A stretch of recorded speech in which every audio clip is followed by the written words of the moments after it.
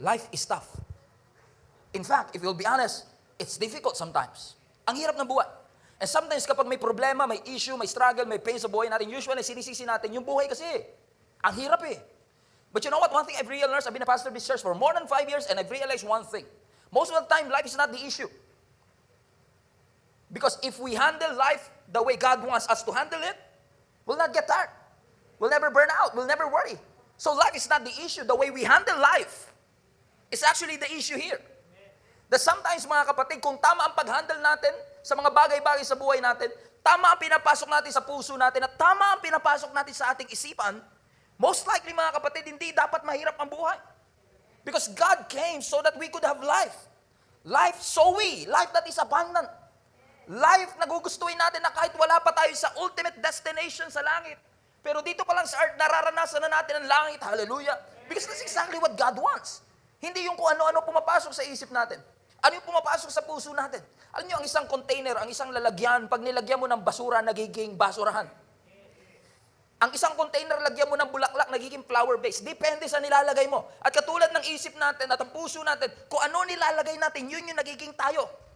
Kung lalagyan natin ng positive thoughts, magiging positive ang buhay mo. Kahit may problema, nakangiti ka. Kahit wala kang pera, nakangiti ka. Because that's what you feed your minds.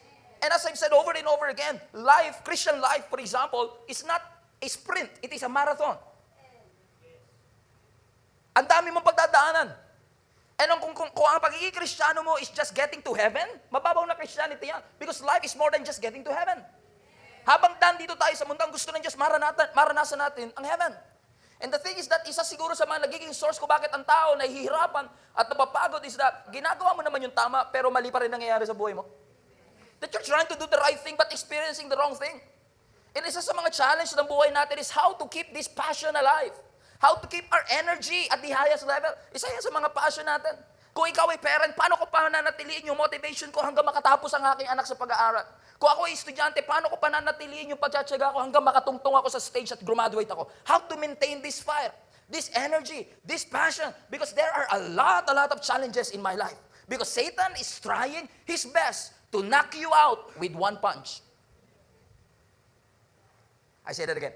Satan is trying his best to knock you out with one punch. Napansin nyo ba lately mga illustration ko, puro boxing? Kasi puro boxing lately pinapanood ko. Because Satan is trying his best to knock you out with one punch. May mga kilala ba kayo mga kapatid na binugbog na, nakatayo pa rin? May mga kilala ba kayo mga kapatid na ang tindi-tindi na ng mga problema, sinikmuraan na, sinuntok na sa kaliwat kanan, may jab, may uppercut, pero buhay pa, nagsisimba pa din. And now we wish lahat ng tao ganon, na kahit anong tindi ng pagsubok at tindi ng pambubugbog ng kaaway sa atin mga kapatid, nakatayo pa rin tayo, pero hindi lahat ganon. May mga tao na isang suntok lang knockout agad. Pero kung hindi man ikaw manockout ni Satan with one punch, ang gagawin niya, papagurin ka niya ng papagurin hanggang sa ikaw na mismo ang sumuko at hindi na lumaban muli. Sabi mo, I'm just tired. Oh, I'm just tired, Pastor. I'm just trying to start moving forward. I don't want to start a business again. I'm too old for that. Hindi ko na kayang magsimula uli ng negosyo. Hindi ko na kayang magtrabaho pa para sa akin mga anak. Masyado na ako matanda. And sometimes, our senses are lying to us, deceiving us with so many lies na ginagawa ni Satan. Ano pag binasa niyo yung story ni David? Si David, inanoy siya ng ating Panginoon, pero at the middle of his journey, nagsalo sa kanya yung hari, at ang nangyari, he's running for his life. Mula sa anointing to the throne, yung pagkaka-appoint sa kanya bilang king, it took him 15 years of waiting. But in the middle of that 15 years, 10 years sa 15 years, ginugol niya, kakatakbo sa disyerto, kakatago sa mga kuweba, because Saul the king was trying to kill him. Pag binabasa mo palang story ni David, nakakapagod panoorin, nakakapagod basahin ang buhay niya. Siguro hindi kompleto tulog lagi niya kasi every time he was wondering, anytime, pwede siyang lusubin, pwede siyang patayin. Nakakawa. And I believe some of us can relate to this, pero salamat na lang, nakilala mo si Kristo. Salamat na lang nakilala mo si Kristo. You can do more than that, mga kapatid. Kanina pa ako nagsasalita. Amen. Salamat na lang nakilala mo ang ating Panginoong Jesus. Kasi dahil nakilala mo ang ating Panginoong Diyos, even though you are weak, at sabi ng Bible, let the weak say, I am strong. Now you can say you are strong because God is your strength. God is the source of your strength. He is your refuge and your strength, the very present help in times of trouble. Kapag ikaw ay, you are pressed, you are not crushed. When you are persecuted, you are not abandoned. Why? Because you have Christ. I think one of the sources ng pagkapagod at weariness ng isang tao, kung ikaw man ay pagod, is number one, maybe you don't prioritize your priorities. Because I believe if a person, if we know how to prioritize our priorities, our life is easier. I don't know about you, but for me, as far as I can see, kapag tama ang pagpa-prioritize mo, kasi hindi lahat ng urgent important. Masyado tayo minsan nakafocus sa urgent. Nag-focus ka masyado sa urgent, lahat ng important hindi mo nagawa. And if we don't know how to prioritize our priorities, we will never get there. I was reading this article, and sabi sa article, ang common characteristic na meron sa mga successful people, how many of you wants to succeed? Come on. We all want to succeed. Ang common characteristics ng lahat ng successful people, number one, hard work, kasama yun. But the main character that surpasses all these characters, alam niyo kung ano? Because these successful people have an attitude of putting first things first. They have the attitude. Alam nila kung ano yung uunahin nila. Alam nila kung ano yung ihuhulin. Hindi kasi siguro nakaka-relate sa akin. Kasi kapag 20 years old, 30 years old ka pa lang, parang ang dami-dami mo pang oras. Pero kapag 60 years old ka na at kumukulubot na yung balat mo, pero 60 years old na, achieve mo nga yung 60 years old, pero punong-puno ng paghihinayang. Ang yung taong kasi mas nag-focus ka sa urgent at nakakalimutan mo yung important, masyado ka nag-focus sa trabaho at nakakalimutan mo yung pamilya, mayaman ka pero wala kang asawa, mayaman ka pero your children are despising you, you will realize, mga kapatid, that if you just prioritize your priorities, your life may be different. Now, one thing I've learned is that kung hindi mo i-schedule ang priorities mo, alam niyo ba that you can schedule your priorities? You have to schedule your priorities. You know why? Kasi kapag hindi mo in-schedule yung priority mo at may ibang pumasok na gustong magpa-appointment sa'yo, kailangan mo mag-giveaway dun sa nakaschedule. Ang tanong, sino i-give up mo para pagbigyan yung pumasok? May outing tayo nung linggo. I-give up mo, church time. And if you don't schedule your priorities, delikado ka dyan. Sabi mo sa katabi mo, delikado ka dyan. When you don't schedule your priorities. Kasi minsan na nasa sacrifice natin, family time, babe time, date time, relationships. Amen. Basketball tayo. Oh, wag muna tayo mag-date. Because you don't schedule and you don't prioritize your priorities. Naalala ko si Jesus nung binisita niya si Mary and Martha, mga kaibigan niya ito. One time pag-visit ni Jesus kay Mary and Martha, ang unang-unang ginawa ni Mary is pumunta siya sa paanan ng ating Panginoon Diyos. Because she doesn't want to miss a thing. Sabi ni Mary, I don't want to miss a thing. Pamilyar ba? I want to see that Jesus' feet because I don't want to miss a thing. Lahat ng sasabihin ni Jesus, gusto kong marinig.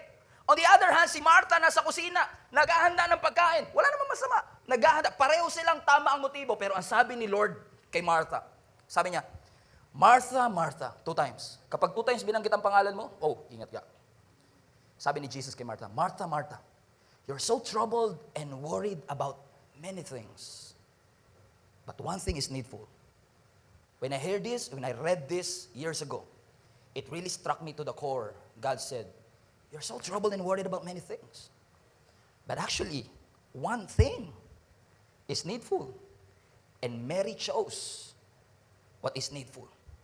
Actually, in the Amplified, ang sabi doon, Martha, Martha, you're too busy, too distracted, overly occupied about so many things. But you forgot that only one thing is needed. It's just trying to prepare a meal. Wala namang masama.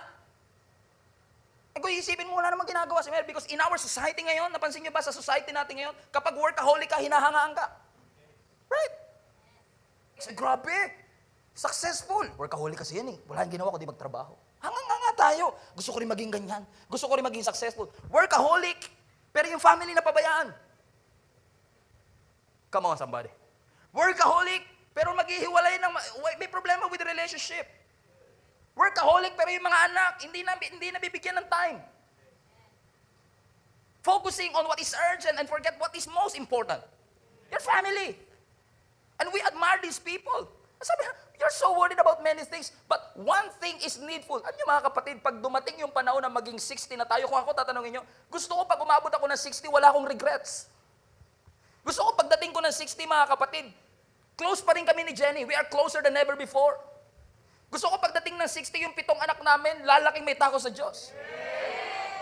That's what I want. Ayoko na 60 nga. Uy, na-reach ko yung 60, pero puno-puno tayo ng panghihinayang na gustong-gusto natin. Na balikan ang balikan. Sana may time ako noon. Sana nag-focus ako sa relationship namin. Now, hindi mo na kayang balikan. Because you don't prioritize your priorities. I don't say na wag na kayo magtrabaho. Work is good. In fact, ang unang employer natin, si God. Nung create ng Lord si Adan, ang sabi niya, okay, ilalagay kita sa Garden of Eden. You work it and take care of it. Ang unang trabaho ni Adan, caretaker ng Garden of Eden. So God is not against work. Work is good. I said it again. Parang ayaw niyo magtrabaho. Work is good. Hindi sinasabi, gusto ko lang i-correct, hindi sinasabi ni Pastor Stephen that work is bad. Okay? What I'm trying to say is, work is good. But too much work is not good. Are you listening? Rest is good. But too much rest, laziness.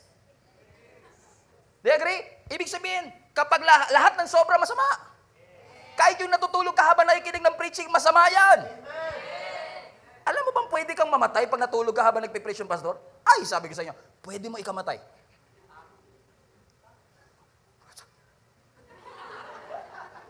I can prove it in the Bible. Acts 20, si Eutychus, habang si Paul nagpipreach, ang haba ng preaching ni Paul, si Eutychus nakaupo sa bintana, nakatulog, nahulog, 3rd floor. Pagbagsak dedo, patay. Tamo, nakatulog lang habang nagpipreach, namatay. Buti na lang. Bumaba si Paul, nilayhan siya, nabuhay siya maguli. He rose again from the dead. Pero tinuloy ni Paul ang kanyang pagpipreach hanggang madaling araw. See that? Sleep is good. But sleeping in church, not good. Amen? Sabi mo sa katabi mo, ilagay mo sa lugar. Food is good. Eating is good. But overeating, not good. We are made for work. Dinesign ka ng Lord to work. But God designed you to work not alone. He wants a helper. Which lead me to my second point.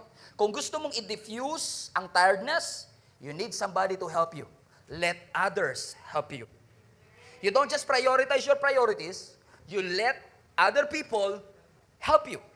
Magpatulong ka. Ang tendency kasi natin mga tao, mga kapatid, hirap ka na sa buhay. Pag tinanong ka, kamusta ka na kapatid? Wow, God has blessed me with so many blessings. And I've never been this blessed before.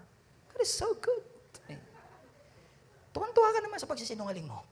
But deep inside you know, you're empty, you're tired, you're weary, pagod na pagod ka, you cannot just admit it. Kasi ayoko na i-bother yung mga kapatiran. Kaya pati nga kay Lord, sabi ni Lord, cast all your cares unto me. Ibigay mo lahat ng alalahanin mo sa Diyos, sabi ni Lord. Ikaw naman nakakaya naman kay Lord, ang dami-dami niya na pinapaikot na planeta, sasabay pa ba ako doon? Nakakaya naman, baka masyado ng marami at masyado ng busy ang Lord. Akin na lang to, sa Kanya na lang, ibibigay ko na yung financial problem namin. Pero yung ibang area, kami na bahala dito, Lord, kami na bahala. Hindi! Ang sabi ni Lord, cast all, 100%. Anong reason? Because He cares for you. He doesn't want you to get tired. Let others help you. Let God help you. Huwag mo sarilinin. Hayaan mong tulungan ka ng iba para hindi ka napapagod. Naalala ko si Moises. Si Moises ang isa sa pinakaunang pastor. Alam mo, ang church niya kung gano'ng kalaki, 1.5 million members. Yung mga Israelites, mega church. Ang sabi pa nga ng Bible scholars, minimum 1.5 million. Ang laki ng church niya. At dahil malaki yung church niya, ano mga kapatid, isa sa pinaka-bagay na natutunan ko sa pagiging pastor, lahat ng tao may issue. Yung sa sobrang dami ng issue, napapatissue. Eng. Tingnan mo yung katabi mo, pangiti-ngiti lang yan, daming problema niyan. Pangiti-ngiti lang yan, gusto na mag-quit niyan. Gusto na maglayas niyan. Pangiti-ngiti lang yan, gusto na makipag-iwalay yan. Lahat ng tao may issue. And can you imagine yung 1.5 million na tao, pagpapastoran ni Moises? Ang sabi ng Bible, lahat pumipila sa kanya. Araw-araw. Sabihin na lang, hindi naman lahat may problema, pastor. Totoo naman, sabihin na natin 10%. Ano 10% ng 1.5 million? 150,000. Can you imagine 150,000? O wag na nga natin 150,000. Gawin na lang natin 1%. 15,000 people nakapila sa'yo araw-araw. Kayo na nga lang mga kapatid. Pag nagpapayo kayo isa-isa, baka si Carlota lang ubos na yung oras . Kasi may mga tao, pag kinausap mo, sila lang salita na salita, ubos buong araw. Sa dami ng issues. Lahat ng issue nilalapit nila kay Moses, magkaaway kami, ano bang gagawin dito? May problema kami sa lupa, paano namin paghahatian? Lahat ng issue sila, nilalapit nila na kaya kawawa mga pastor, biktima ng karahasan. Si Moses, na-imagine ko, kawawa. Pagod na pagod. 15,000 na kapila, araw-araw. Minsan may lumapit sa akin, Pastor, nagtataka ako sa mga doktor. Tinapik-tapik lang ako ng konti dito, 500 siningil sa akin. Konti-tapik lang yun 500.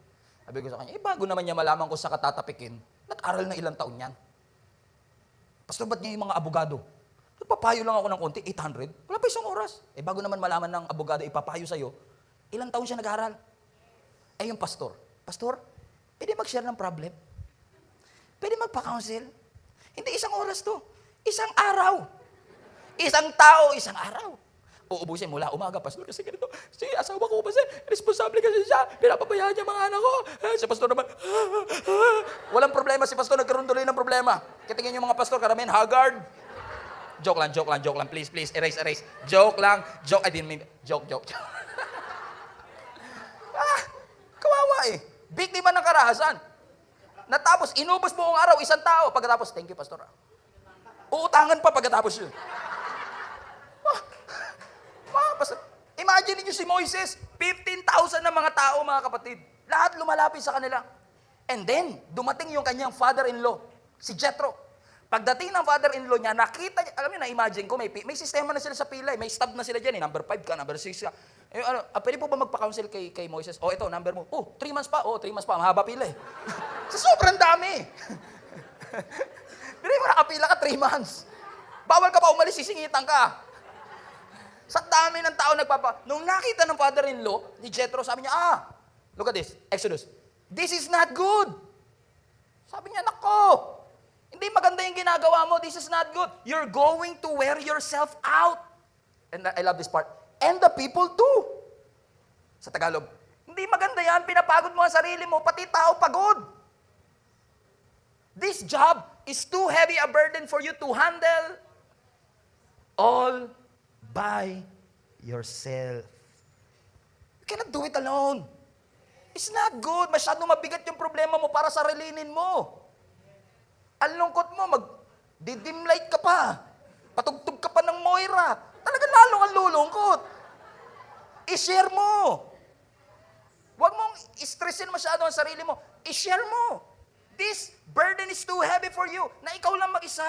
Hayaan mong tulungan ka ng kamag-anak mo. Hayaan mong tulungan ka ng kaibigan. Hayaan mong tulungan ka ng simbahan. Sabi ni Jethro, ganito gawin mo, hati-hatiin mo.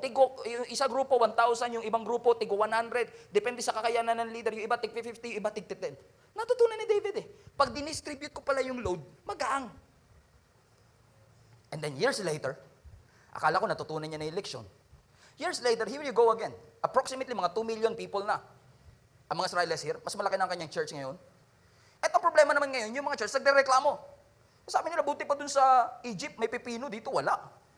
Buti pa dun, may melon, dun may leeks, dun may onions, dito wala. Nasa disyerto tayo, wala bang Burger King dito?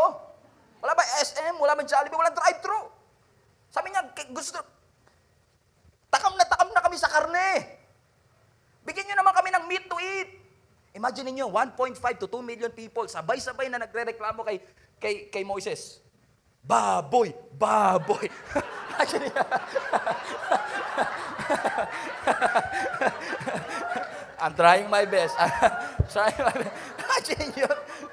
Pork steak. Imagine niyo, nag-rally. Si Moises, kawawa lahat naririnig niya. Alam mo, sa sobrang daming complaints, naburyo na rin si Moises. Bumaling siya sa Diyos. Doon niya binuhos ang kanyang frustration. Tignan niyo yung diary niya. Ito nakasulat sa diary niya. Sabi niya sa Numbers 11, I cannot carry all these people by myself, Lord. Suwan ako. I cannot do it. This load is far too heavy. Now, Lord, if this is how you intend to treat me, kung ganito mo ako tatratuhin at papahirapan, patayin mo na lang ako. Binabasa ko nga ito, ingat ka, Diyos yung kausap mo. Pwede ka talagang patayin yan. Sabi niya, sobrang frustration niya, patayin mo na lang ako. Just kill me instead. This is not good. Do me a favor, sabi niya, and spare me. May kilala ba kayong, may kaibigan ba kayong ganito? Na ang dali-dali lang sabihin sa kanila, patayin na lang ako ng Diyos. Mamatay na ako, patayin. Gusto ko lang patayin yung sarili ko.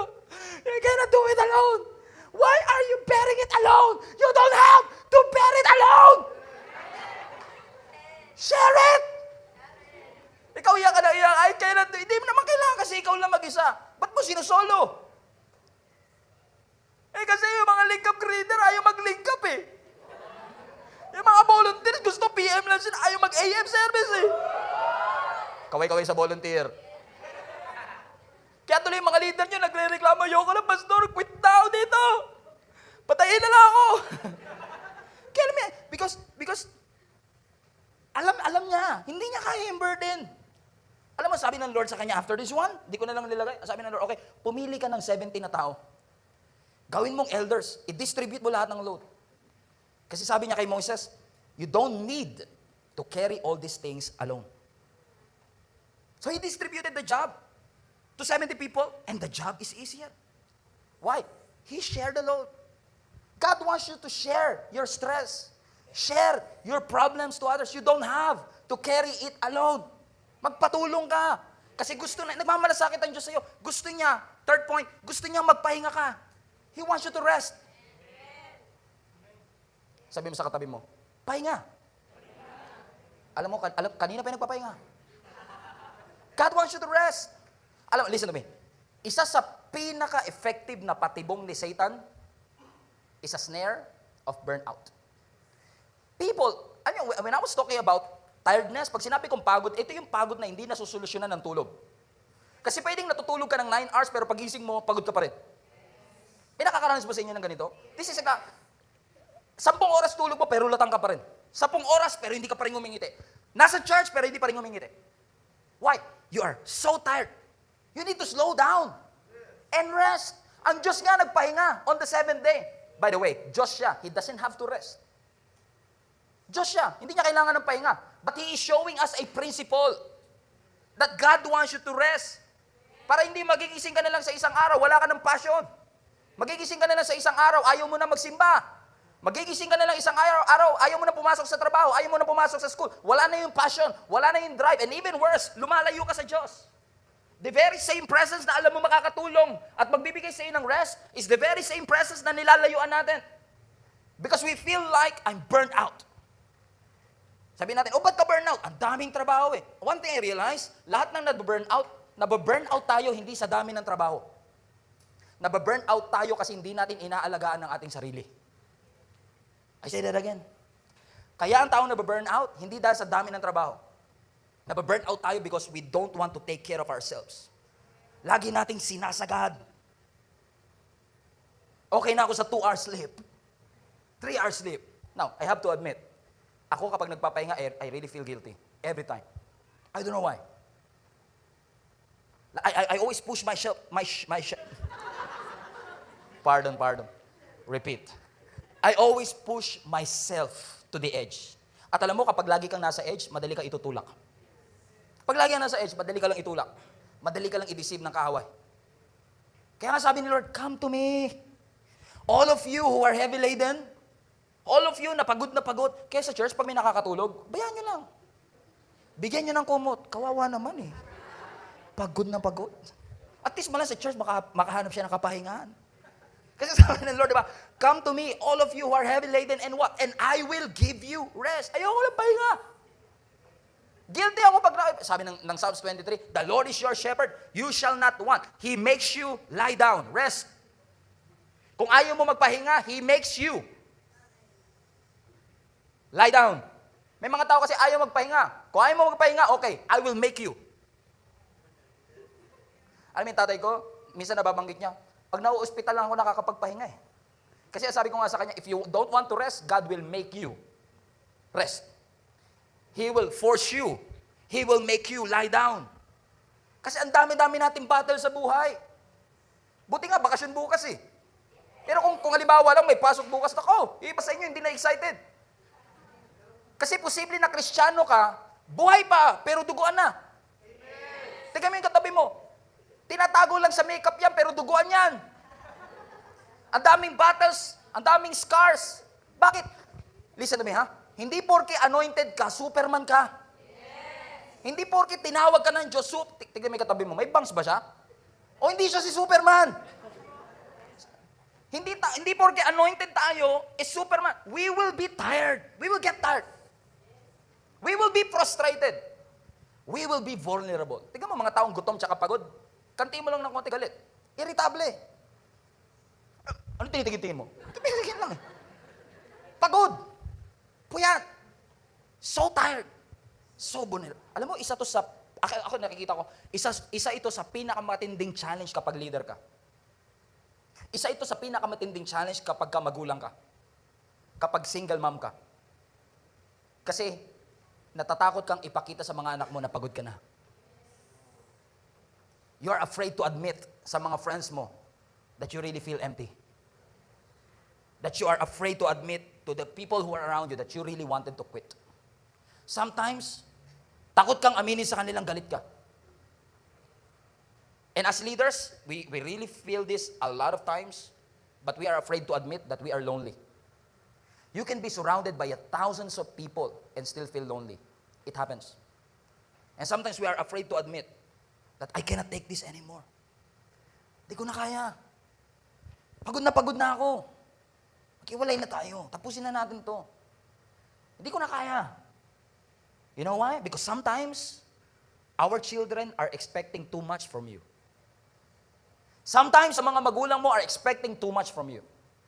Sometimes, sa mga taong nakapaligid sa iyo are expecting too much from you, that you are living out of their standards, out of their validation. Kaya nakakalimutan mo na, ikaw buhay ka lang ng buhay para sa kanila kasi may ine-expect sila sa iyo. Kasi nakalimutan nilang tao ka din. Napapagod ka din. Nahihirapan ka din. At kung hindi nila yun ma-realize, dapat ma-realize mo that you'll be tired from time to time. Hindi ko alam kung nakapag-spa na kayo, spa. Okay, massage. Yung walang happy ending. Massage. Si Jenny mahilig sa massage. Ako hindi masyado kasi feeling ko mas lalo lang ako mabubugbog. So kapag kami nagpapamassage minsan, ngayon nga lately hindi na masyado, pero siya kasi talaga mahilig siya Pagka nagpapamassage kami, ewan ko kung sa lahat ba ito ng mga spa, no, ang laging unang tanong ng masahista, ang laging niyang tanong, Sir, ano pong pressure? Soft, medium, o hard? Si Jenny lagi niyang pinipili hard. Ako, medium. Kasi nga feeling ko mabubugbog ako lalo eh. Parang, pagod ka na, papapaaray ka ba? Ako, medium lang, medium. Pagka dumidiin siya, sabi ko, relaxan po, medium. Alam mo, sa buhay, mas okay kung ikaw pipili ng pressure. Kasi kung tayo pipili ng pressure, sasabihin natin, soft lang, Lord. Ayoko muna ng hard. But life doesn't work that way. Hindi ka makakapili ng pressure. Ipipressure ka ng ibang tao. Ipipressure ka ng mga kaibigan mo. And some of you are just so tired. You know, you're so tired. Kahit anong gawin mong tulog, wala. You really feel, and ang tendency mga kapatid, nakakalungkot lang, kapag tayo pagod, ang gusto natin kagad mag-quit. Pero napansin niyo ba, karamihan ng mga tired, ang gusto nila mag-quit? Ayoko na, maghiwalay na tayo. Ihinto na natin itong negosyo na to. Ayoko na mag-serve sa Panginoon. We always want to quit when we feel tired. But let me tell you one thing. If you feel tired, you don't have to quit. You just need to rest. Hindi mo kailangan mag-quit. Magpahinga ka lang. Because Satan is stealing your peace. Satan is stealing your joy. Satan is stealing your motivation. Satan is a thief. Ginagamit niya yung takot para tanggalin yung peace mo. Yung pangungot para tanggalin yung peace mo. Yung emotional breakdown, ginagamit ni Satan para nakawin yung peace mo sa iyong puso. And most of the time tayo, paniwala tayo, iniwan ako ng Diyos. But actually, that is not true. God is always with you. Kasi ang kapayapaan, hindi natural na nagpo-flow sa puso ng tao. I mean, when Jesus came, people are expecting that Jesus will use the Roman kingdom to establish peace. What they don't know is that Jesus was establishing His own kingdom. Hallelujah. His own kingdom to bring peace. Because God knows that when you lost your peace, you'll be broken into pieces. The missing piece of peace is Jesus Himself. Do you want to rest in Him? Come to me. Come to me. All of you who are heavy laden, and I will give you Rest. Sabihin mo sa katabi mo, magpahinga ka naman ng konti. Huwag puro trabaho. Magpahinga ka ng konti. Magpahinga ka ng konti. Tingnan mo yung katabi mo, mukhang pagod na pagod sa buhay. Hallelujah. Just rest. Rest for... Ano? I want to end with this. When you read the story of David, as I've said, nakakapagod, but actually, if you think about it in the whole context, David was anointed when he was like what? 18, 19 years old, 17 years old. Inanoint siya to be the king of Israel. Pero hindi kagad siya pumunta ng throne. He has to wait 15 years bago niya ma-reach ang throne. And in the middle of those 15 years, 10 years doon, hinahabol siya ni King Saul para patayin. Wala siya kapayapaan. Ang tulog niya laging kulang. He's just so tired of running for his life. And you know what? Akala natin, tapos na yung kanyang paghihirap doon. But if you read your Bible in 1 Samuel 30, there's an incident kung saan kinupkop siya ng kanyang mga kaaway and allowed him to establish his own kingdom, so to speak. Binigay sa kanila yung lugar ng Siklag, if you still remember. And one time, habang pauwi, si David kasama ang 600 men, 600 of his soldiers. Nung pauwi sila, naabutan nila yung Siklag, yung kanilang mga bahay sinunog lahat. Yung kanilang mga asawa, kinidnap, pati mga anak nila, kinidnap lahat ng property nila na wala.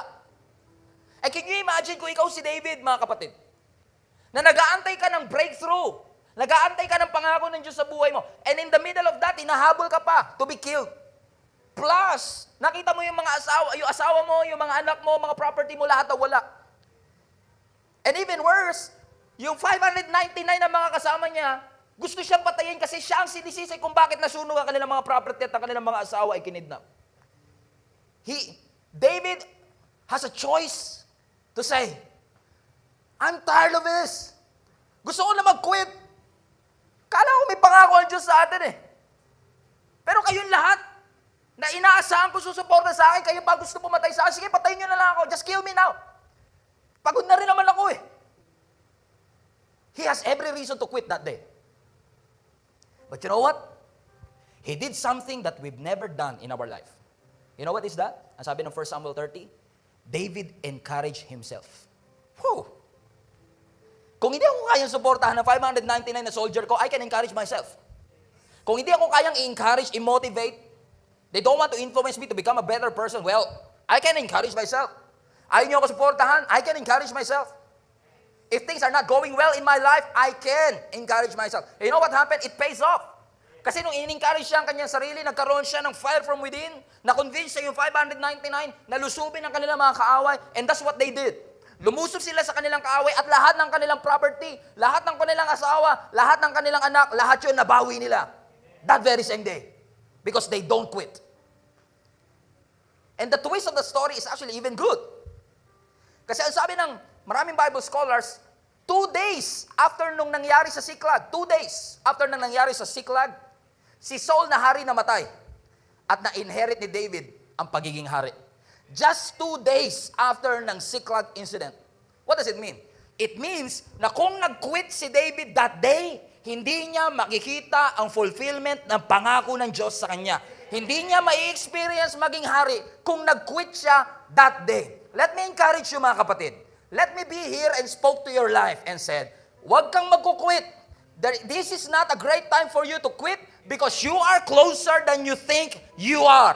You might be 2 days away from that breakthrough. You might be 2 days away from that miracle. You might be 2 days away sa financial breakthrough. Not now. Huwag mong i-give up ang iyong faith. Huwag mong i-give up ang iyong pagtitiwala sa Panginoon Diyos kasi God will reward your faith. God will reward your confidence in Him. Hebrews 10:35. Do not throw away this confident trust in the Lord. Why? Because remember, the great reward it brings to you. Listen, you could be so close. Alam ko masakit na, but it's an evidence. It's a proof that you are this close. And just like David, buti hindi siya nag-quit. Kasi after 2 days, after all that he has been through, after 15 years of waiting, after 10 years, na pagtakbo, running for his life, after the Siklag incident, after all that he has been through, he can now say, I'm still standing. Whoa, hallelujah. Alam mo mga kapatid, I don't know what you've been through sa 2018, and I don't know what you've been through sa first quarter ng 2019.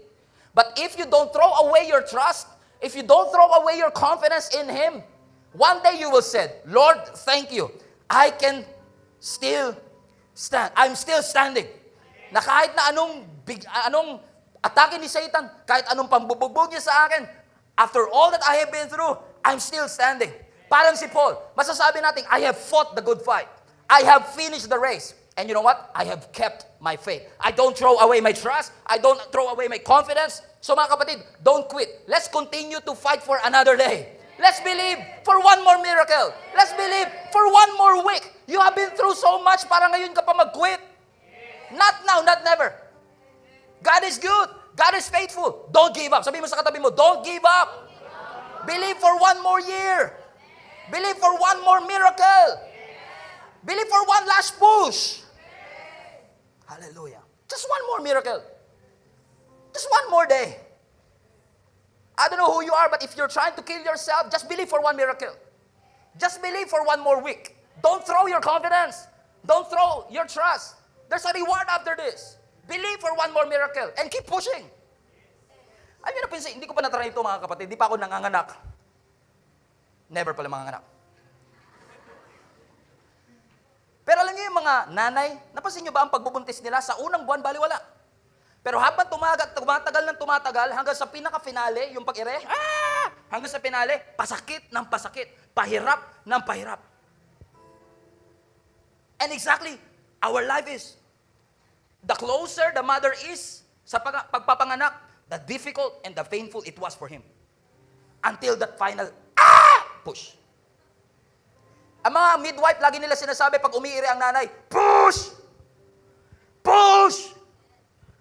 Push! Kasi the moment that you want to quit is the moment that you are closest to your miracle. Push! Push! Kung gusto mo na mag-quit, ibig sabihin malapit ka na. Kapag mas masakit na, nakalabas na yung ulo ng bata, push! Push! Listen to me, I want to prophesy. You are about to give birth. Pwedeng literally. Pwedeng spiritually. But you are about to give birth to a miracle. So push! You are about to give birth to a financial breakthrough. Push! Keep on pushing! Itulak mo yung katabi mo, sabi mo sa kanya, push! One more push! Live for one more day! Keep on pushing! You're about to give birth to financial breakthrough. You're about to give birth to a restored relationship. Believe for one more week. One last try. One last push. You're about to give birth. Today might be the day. Keep on pushing. Keep on moving forward. Your situation is about to shift. Hallelujah. Keep on pushing.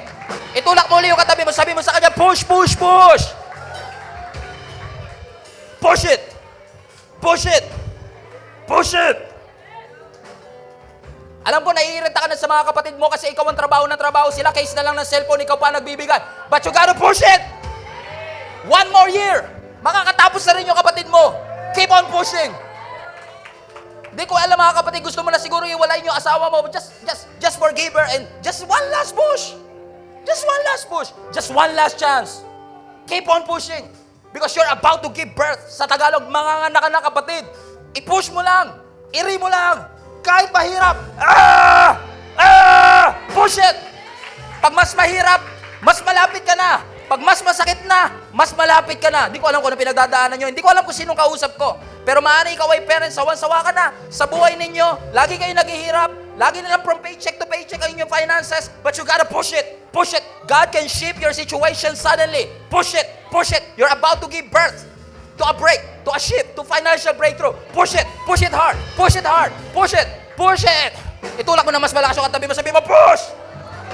Push!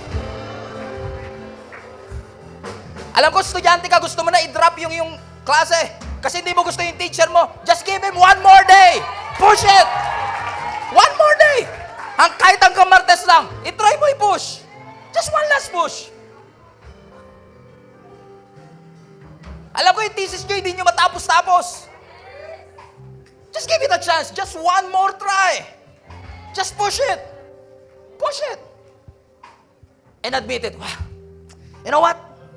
Pastor, I'm just tired. Pagod ako pero hindi ako susuko. Pagod ako pero hindi ako hihinto. Napapagod ako, nasasaktan ako, pero I will keep on pushing because I know that I'm about to give birth to something that I've never seen before, that God will open up doors that I've never imagined will be open for me, that God will bring me to places